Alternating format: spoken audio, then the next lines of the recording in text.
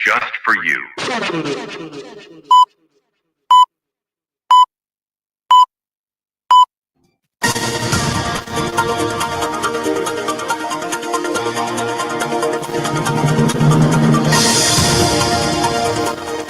A pleasant good evening and welcome to King's Newsroom. 45 minutes of news about Liberia and the rest of our one globe.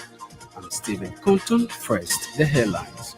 Center for Transparency and Accountability in Liberia underscores the urgent need for stronger enforcement of anti-corruption measures under the Unity Party-led government. House of Representatives joined a committee on ways, means, and finance and public accounts and expenditure commences hearings on the revenue component of the 2026 draft national budget. And also coming up in the news, the government of Liberia officially responds to opposition coalition for democratic change position on the 2026 draft national budget. It says the party's statements are misleading and do not have any legal standing. And away from home, the Kenyan authority paid a network of gangs to threaten and intimidate young protesters during recent anti-government demonstration, Amnesty International has said. Details of these developments, the news bulletin, and the actual voices of the news makers are all packaged. We are taking a very short break to be right back.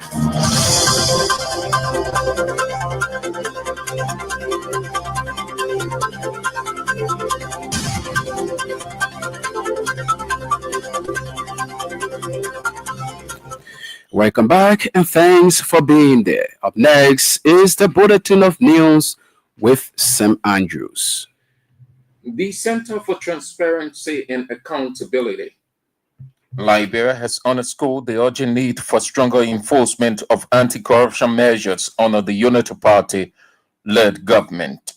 Speaking Wednesday at the National Anti-Corruption Financing Policy Dialogue in Monrovia, Central Executive Director Anosi Miame described Liberia's continued failure to meet key governance and anti-corruption benchmarks on the Millennium Challenge Corporation scorecard as a troubling sign for the country's democratic trajectory.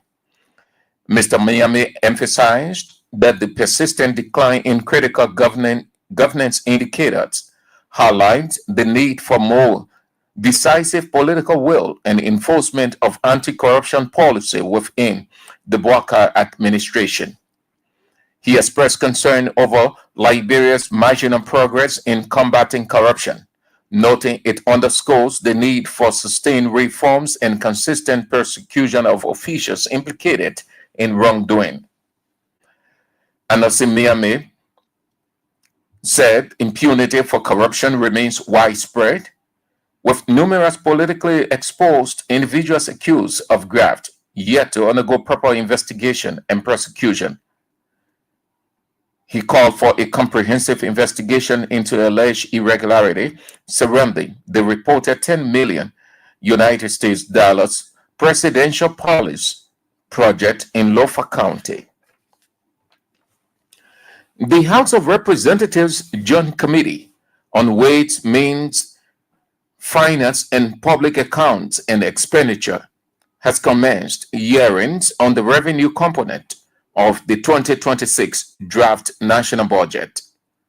The revenue hearings, according to the House, will provide the platform for revenue-generating entities to present strategies for strengthening domestic resources, identifying new revenue streams, among others.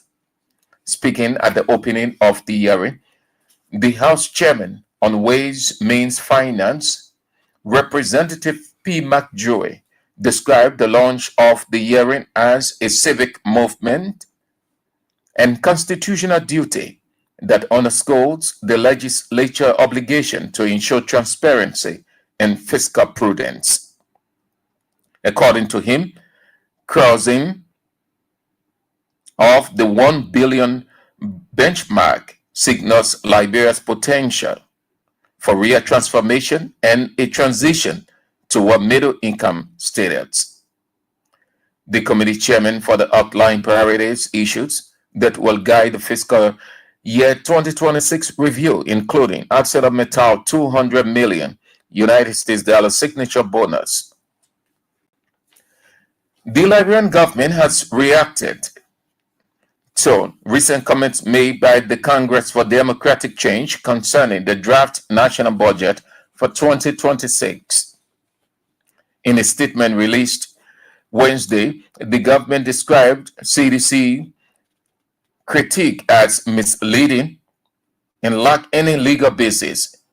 It said the opposition called for the draft budget to be returned to the president for adjustment represents a fundamental misunderstanding of the public financial management law. According to the executive, the law clearly outlines the proper budget process, and CDC's interpretation does not align with legal requirements. Meanwhile, the government also referenced clarifications from the General Auditing Commission, alleging that the previous CDC administration engaged in unauthorized and unconstitutional borrowing, resulting in irregular debts and repayment arrangements that violated established financial procedures. Montserrado County Senator Ibrahim Darius Dillon has alarmed over threat to his life for speaking on national governance issues. Senator Dillon emphasized that during the CDC regime, he stood up vigorously against incompetent government appointees, lobbying with his colleagues to deny them confirmation due to their incompetence. The Montserrado County Senator blamed some stalwarts of the movement for democracy and reconstruction for spewing lies against him to the people of Niba County. The Movement for Progressive Change has expressed strong disappointment and issued a warning to Information Minister Jeremy Pia for allegedly insulting its political leader, Simeon Fremont. The party said the minister recently referred to Mr. Fremont as an entertainer, a comment they described as disrespectful and provoking serious agitation amongst their supporters. Speaking to reporters Wednesday, MPC member said the party would not tolerate what it considers reckless responses from Information Minister Jeremy Pia against their leader, whom they describe as a long-standing icon of integrity in Liberia's political space. The Movement for Progressive Change member emphasized that the party would not be intimidated by threats from President Bouakai or any government official. The party says that it remains prepared to firmly defend and counter any statement they believe disrespecting their political leader. Bon County Representative Marvin Cole has described as embarrassing the anti-female genital mutilation bill President Bouakai sent to the legislature. Cole said the Liberian culture has been practiced long ago. Discussing it in public, especially in session, is an attack on the tradition, noting that the Unity Party should not be given state power again because of its irresponsibility. Representative Marvin Cole accused Senator Prince Moy and other leaders of the county who are members of the Poorer and Sunday Society of discussing women, boys, girls, and men who are part of the society. The Bon County lawmaker has at the same time blasted the government for what he termed as government pressure to pass gay rights, at the same time calling for the ban on harmful traditional practices. Marvin Cole added that they have been pushing for the passage of the Anti-Gay Act, but the Speaker has refused to place it on the floor for discussion among other members of the 55th legislature for discussion. The Ministry of Labor has ended a 3-day capacity building training to broaden inspectors' focus beyond inspecting work permits for foreign workers at EJS Ministerial Complex in Congo Town. Speaking at the capacity building workshop Wednesday, Deputy Minister for Administration at the Ministry of Labor, Otello Mansour, said the responsibility of labor inspectors extend far deeper, covering workplace condition, employee and employer rights, and overall compliance with labor regulations. Mr. Mansour noted that effective labor inspection includes monitoring minimum wage compliance, identifying child labor violation, assessing workplace safety standards, and ensuring occupational health and welfare for all workers. He urged participants to apply the knowledge gained from the training with professionalism and integrity. He stressed the importance of periodic staff reassignment as a tool for improving efficiency, accountability, and performance within the inspectorate. At the same time, Deputy Minister for Planning and Manpower Development, Stephen Kolba, encouraged inspectors to take their training serious, noting that knowledge acquired is never wasted. He admonished them to ensure clarity, accuracy, and strict adherence to the labor laws of Liberia and establish regulatory principles and enable inspectors to represent the ministry with competence and credibility. The founders and incorporators of United Blind Association have formally rejected the results of what they describe as a secret election reportedly organized by Laha Gotolo and the National Union of Organizations of the Blind. According to the founders, all processes leading to the conduct of the election were illegitimate and failed to reflect the collective representation of the association.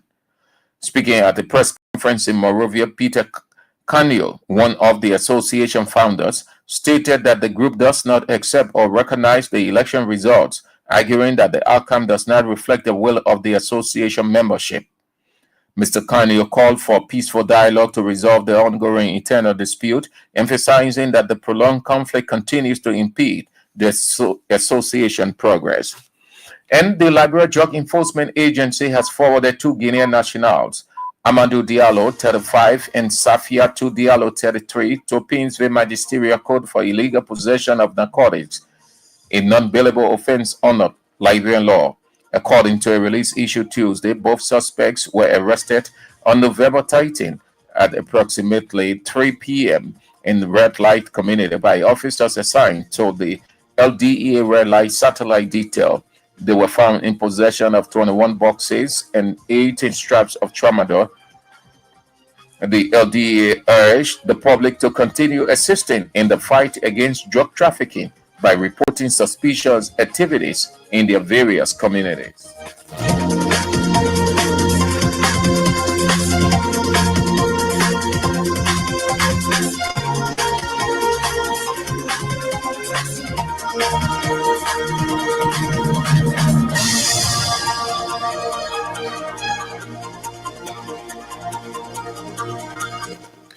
Sam Andrews there with the news bulletin is a regular feature on King's News Boom.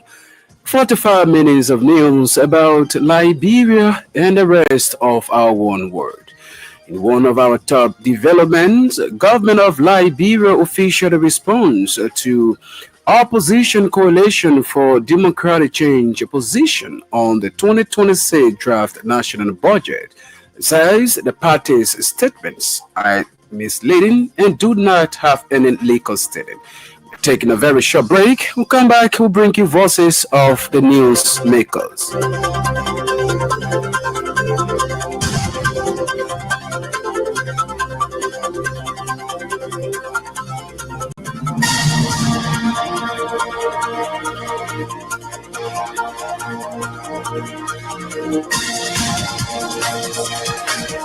Welcome back. Let's not take our first development. The House of Representatives Joint Committee on Ways, Means, and Finance, Public Accounts and Expenditure has commenced hearings on the revenue component of the 2026 draft national budget.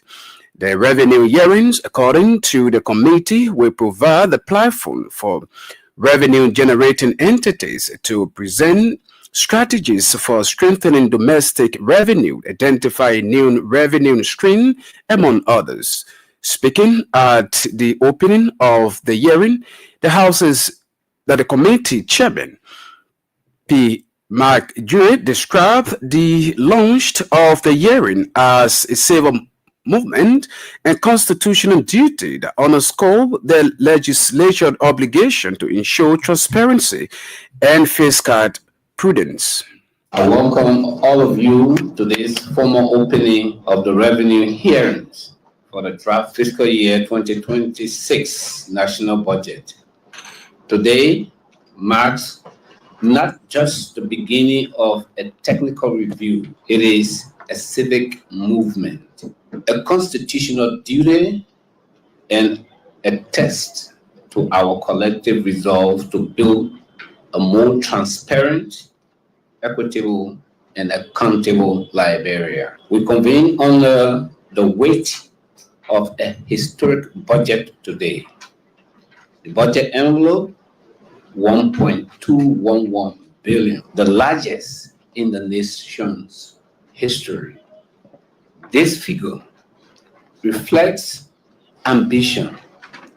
This figure is high, but it must also reflect on our task is to interrogate the revenue assumptions that underpin this budget, to ensure that they are not only realistic, but also just. The news is exhilarating. Liberia has not just hit, but surpassed the $1 billion mark for a single fiscal year's national budget, soaring to an impressive $1.2 billion. This significant leap is a powerful affirmation of our nation's latent fiscal potential. It offers tangible proof that realizing Liberia's destiny as a middle-income country is a possibility, not just a dream for tomorrow. While the figure sparks the immense excitement, it is the details of the growth and now commend our scrutiny and our subsequent oversight. These hearings are not just ceremonials. They are a constitutional mechanism for fiscal oversight. We are here to do the following: recognize the sources of revenue, both domestic and external.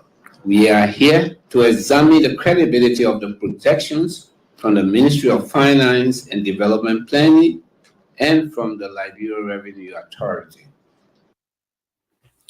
Representative Jewett at the same time announced plans by the committee to demand county-level revenue breakdowns, a push for digital transparency tools for public tracking of budget flows. We will push for digital transparency tools that allow citizens to track revenue and expenditure in real time. We will insist on performance-linked disbursements, and critically, we will call upon the LBO, the Legislative Budget Office, our technical support unit, to rise to the occasion. The LBO must provide the independent, fair analysis that will inform this committee's deliberations and strengthen our oversight mandate. This is not just a technical duty, it is a constitutional responsibility. The 2026 budget has many executive mandates, and I'm happy about that. Imagine the possibility of having fully paved asphalt roads connecting from Cape Mount to Cape Palmas.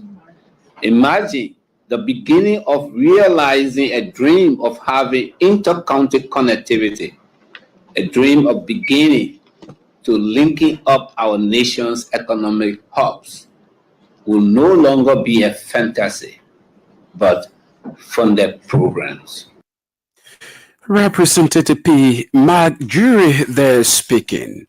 The Center for Transparency and Accountability in Liberia has underscored the urgent need for stronger enforcement of anti-corruption measures among the Unity Party government. Speaking Wednesday at the National Anti-Corruption Financing Policy Dialogue in Monrovia, Center Executive Director Anansi Miamin described Liberia's continued failure to meet key governance and anti-corruption benchmark on the millennial challenged the cooperation scorecard as a troubling sign for the country. Miamin emphasized that Liberia's persistent decline in critical governance indicators highlight the need for more decisive political will and enforcement of anti-corruption policies within the Boycott administration. Anti-corruption is a subject that we should all be concerned about. The history of corruption in Liberia and how it has affected development, livelihood opportunities, and the benefit that citizens should get from the natural and other resources we have are so immense or enormous that efforts around tackling corruption will require collective efforts of everyone, government, civil society, development partners, and more importantly, citizens. There have been or has been marginal progress in terms of fundraising in targeted institutions. However, the increases LACC and other institutions have experienced over time have not really been enough to provide them with the resources and support required to operate at full capacity. So it is because of the fundraising gaps that exist at these different institutions, we're having this dialogue as part of the many ongoing activities to have a very frank conversation around how we can mobilize support, but more importantly, presidential and legislative will to increase support to integrity institutions. And it goes without saying that if we cannot deal with corruption, which is the root cause of many of the problems we have in Nigeria, it will be very difficult to address the infrastructure issues and all the different service delivery issues we have. So that is why it's important for us to make fighting against corruption or promoting integrity in Liberia a key priority. Center for Transparency and Accountability in Liberia Executive Director Anansi Miamin speaking. Montserrat County Senator Abraham Darrow Dillon has a line over threat to his life for speaking on national governance issue.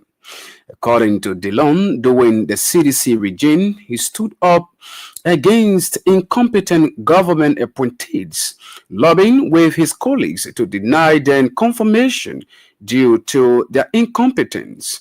The Montserrat County Senator at the same time blasted some styles of the Movement for Democracy and Reconstruction for spewing lies against him to the people of Nimba County. Where the nonsense coming from? Manapote, distinguished colleagues. Where the nonsense, left-threatening thing coming from? That when you speak on governance issue, oversight, then you are supposed to be anti-Nimba. My left is threatened, my left is at risk. Because the people who speaking, I know them. Manapote,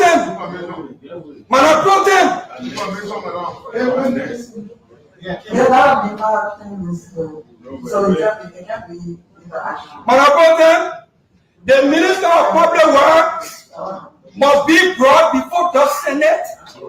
The Minister of Labor, I want to make the case. If it makes sense, okay. If it doesn't, fine. I can live with it.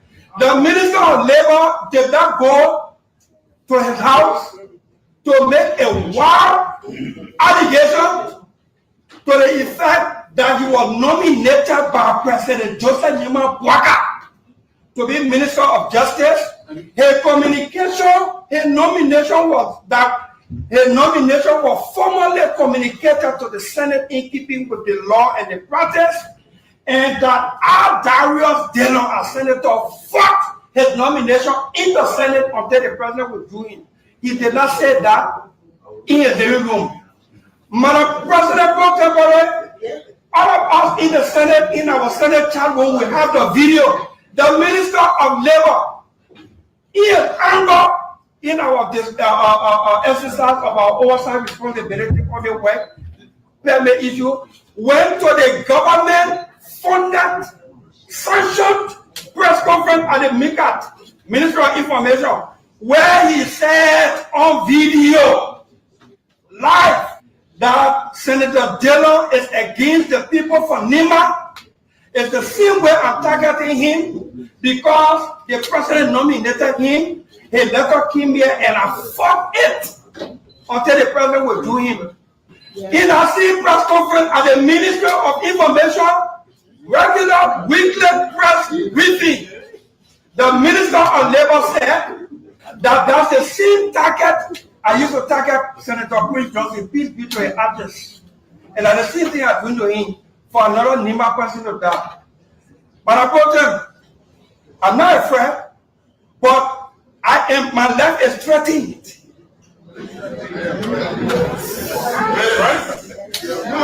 Your life can be threatened. Why are you being afraid of the threat? You understand? I want to make it clear, our honor Georgia government and our declared national security threat, I couldn't even move places. But the reason I'm making all these statements in this chamber is because all these things are happening. When the labor minister came here as a nominee, he sat there and I asked him about work permit, what we would do about work permit to give our people jobs. And he committed, and I told him that I will vote for you so that after 6 months, you can come give us what we're doing on the work permit issue for our people to get jobs. And in the exercise of that duty, when I confirmed that labor minister that day, my protest distinguished colleagues, I want to make it clear that he was not a cool man when I confirmed him. He was not Bassa. He was not far. He was from NEMA when I confirmed him to be Minister of Labor. So my questions on his performance, especially when it has to do with work permit issue, cannot be now that because he's from NEMA and Gilman. Sarada County Senator Ibrahim Darrows Dillon there speaking. And up to this next development, the Movement for Progressive Change has expressed strong disappointment and issued a warning to Information Minister Jeremy Piat for allegedly insulting its political leader, Simon Freeman. The party says the minister recently referred to Freeman as an entertainer, a comment they described as disrespectful and provoking serious agitation among their supporters. Speaking to supporters Wednesday, a member of the party said the party would not tolerate what it considered reckless responses from the Information Minister against their political leader. Recently, Mr. Bia insulted our political leader, Honorable Simon Freeman, by calling him an entertainer. We found this disrespectful, politically inappropriate, and insulting to a man we consider one of Liberia's strongest and most consistent political thinkers. Though we don't trust Baka himself because he has no vision for the country, it is important for these allegations or rumors being investigated because it is about the image of our nation and not this useless government. Members of the press, fellow partisans, fellow citizens, people in Radio Land, let this be clear. As a caveat today and moving forward, the Youth League of the Indomitable Movement for Progressive Change, MPC, will equally respond to any verbal attack on our political leader, Simon Freeman, from any government official or surrogates of the government. And for people who cannot live without government job, we are aware that he has spent most of his life following instructions from others instead of showing real leadership. We see him as someone who has only held government jobs and has now built a career on his own. Because of this, we think he simply follows Baka without independent judgment.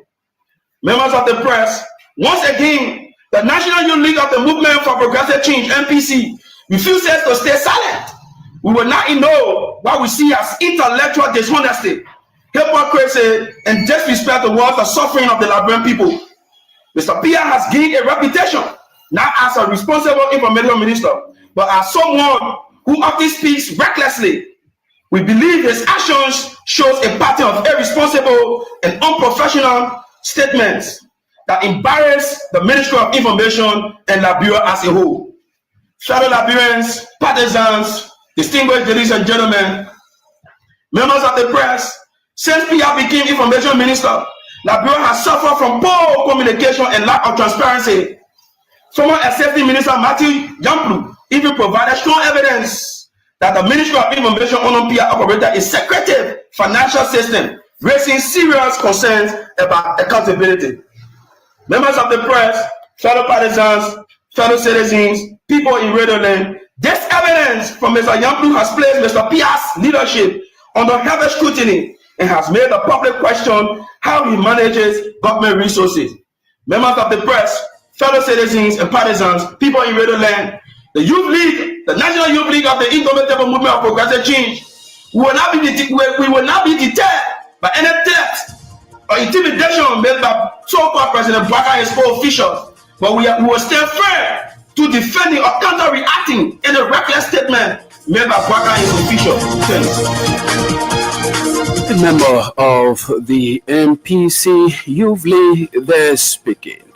Well, we have an hour now past the news presentation. This is a reminder that you are listening to the Wednesday, November 19, 2025 edition of King's News Room. And top stories we are furthering this evening.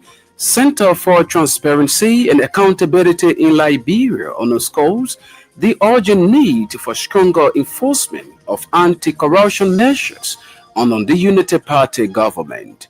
House of Representatives Joint Committee on Ways, Means and Financing Public Account and Expenditure commences hearings on the revenue component of the 2026 draft national budget.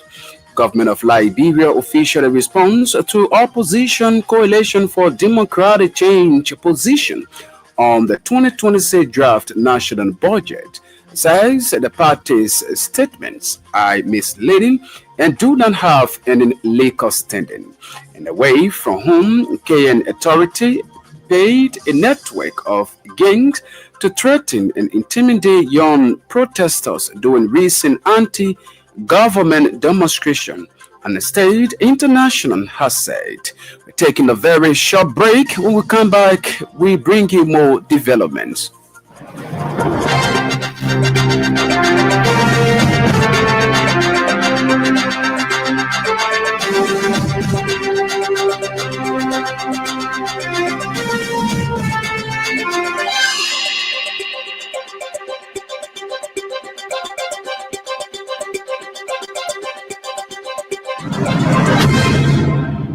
Welcome back. Let's continue with more developments.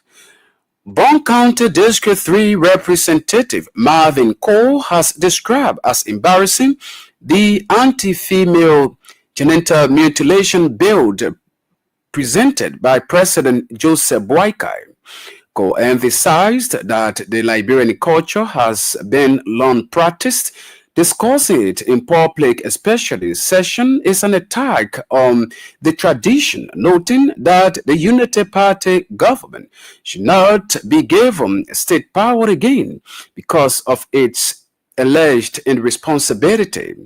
Representative Cole further accused Senator Prince Wade and other leaders of the county who are said to be members of the Poor and Sandwich Society of discussing women, boys, girls, and men who are part of this society.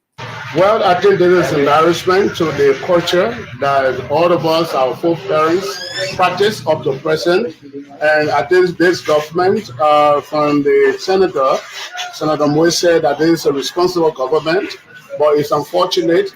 A very responsible government is attacking the traditional practices of our country. And the tradition were openly discussed in section which I feel was very irresponsible. That section was presided over by the Unity Party Speaker, talking about female private issues. And I think it was disgraceful to our country. And that's why the Unity Party should not be given space in this country anymore, more especially when it comes to the participation of Senator Moe and other lawmakers from Bond County and other parts of the county to go from a traditional background, and you went to the Capitol building, sat down in section and discussed our women, our sisters, our girls and boys. You talk about them, I think it was disingenuous. So my role was to file a motion to come by and consult our traditional people, because it was completely disrespectful to our tradition. And I know our president is a traditional president. If he had been coerced by international partners or whatever, he was not properly advised by people like Senator Moe, who said that their government is responsible. So we filed a motion, and that motion was passed that, no, we need to go back and consult our people. Because when you talk about harmful practices, I don't know. But on the other hand, the government of Liberia honors Senator Moe and his president. They are telling us we should pass the gay rights so that men and men can sleep with each other. The Bond County lawmaker at the same time blasted the government of Liberia for what he termed as government pressuring to pass gay rights at the same time, calling for the ban on harmful traditional practices.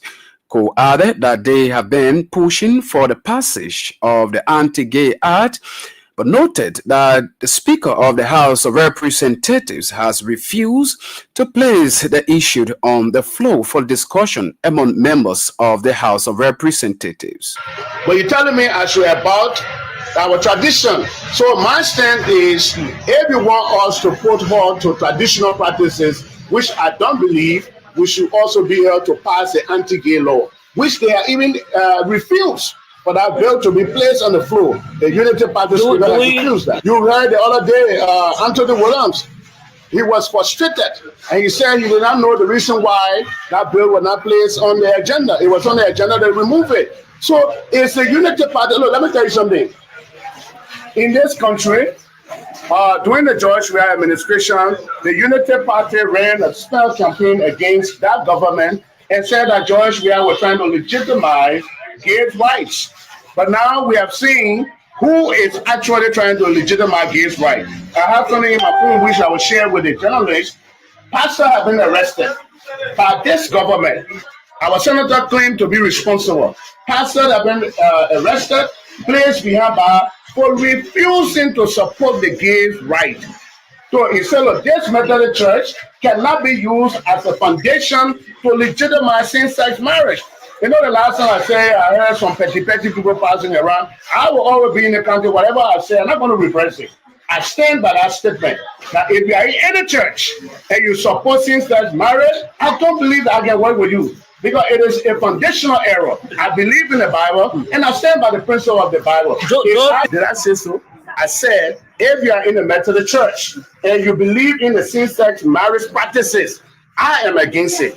And I cannot work with you. Former Representative Kafia needs to come claim himself. That's what I said the last time.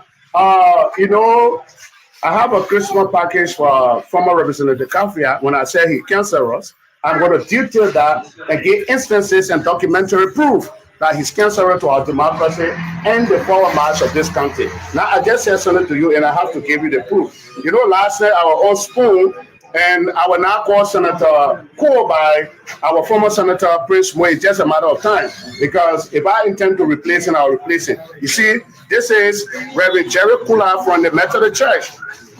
It looks like that, so that you can see it clearly. I want to show you somebody calling me, so that you see it clearly. You were placed behind by this responsible government.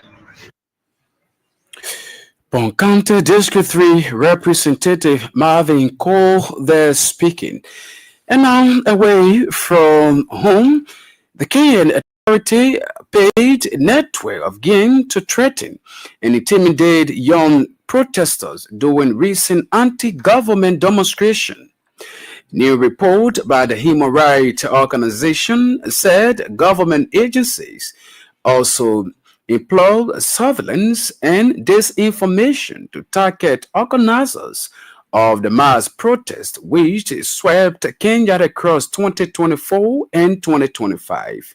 The demonstrations were driven largely by Gen Z activists who use social media platforms to mobilize. In response to Amnesty's report, the Kenyan Interior Minister said the government does not sanction harassment or violence against any citizen. But Amnesty said it had uncovered a campaign to silence and suppress the protesters. Young women and LGBT plus activists were targeted. The BBC has approached the government for further comment. Well, this is how we go home on today's edition of the news program. But before we take leave of you, reminder of top stories. We close the photo.